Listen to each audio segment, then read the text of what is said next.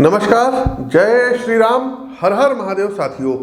साल का पहला बड़ा गोचर, जी हाँ, 15 जनवरी को दोपहर 2:32 पर होगा। ग्रह कुल शासक भगवान सूर्य नारायण शनि द्वारा शासित मकर राशि में गोचर करने जा रहे हैं, जहां ये 13 फरवरी तक स्थित रहते हुए बड़े परिवर्तनों के साक्षी बनेंगे। ज्योतिष में सामान्य रूप से सूर्य का शनि के साथ संबंध अनुकूल नहीं माना जाता है। साथ ही साथ मकर राशि में इनका प्रवेश कुछ मामलों में आपके सामने चुनौतियां भी लाएगा, लेकिन ये सत्य एक पहलू है ज्योतिष का। यह चैलेंज आएंगे, वहां आपके लिए अवसर भी सूर्य नारायण बनाएंगे, जिसमें आप पेशेवर और व्यावसायिक संदर्भ में सफलता के नए कीर्तिमान स्थापित करेंगे।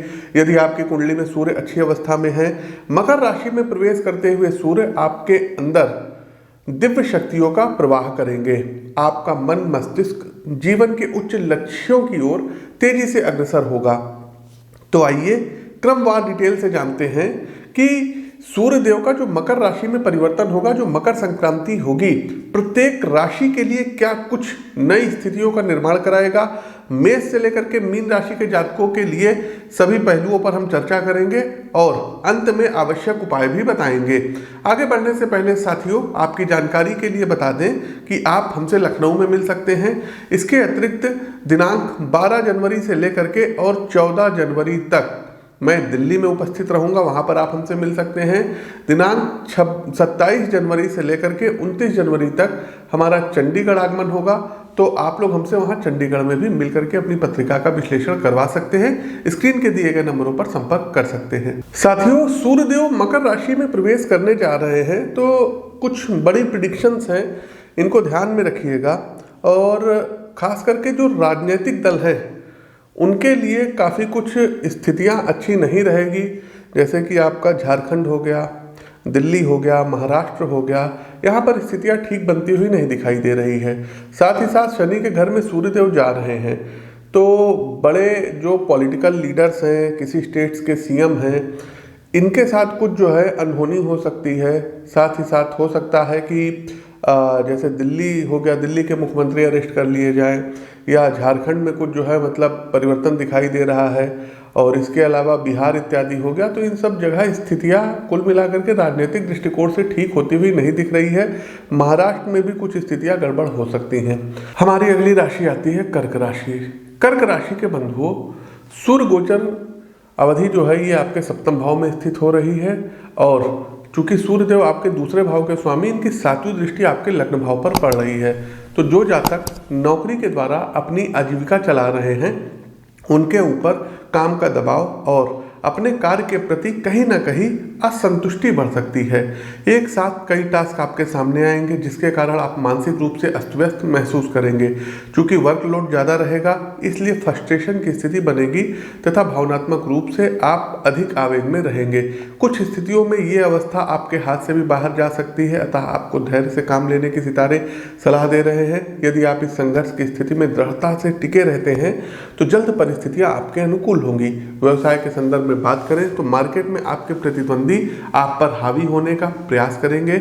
यदि आप पार्टनरशिप में बिजनेस करते हैं तो अपने व्यापारिक साझेदारों पर नजर रखिएगा, क्योंकि कोई निकट का व्यक्ति आपसे चीटिंग्स और खास करके फाइनेंशियली चीटिंग कर सकता है।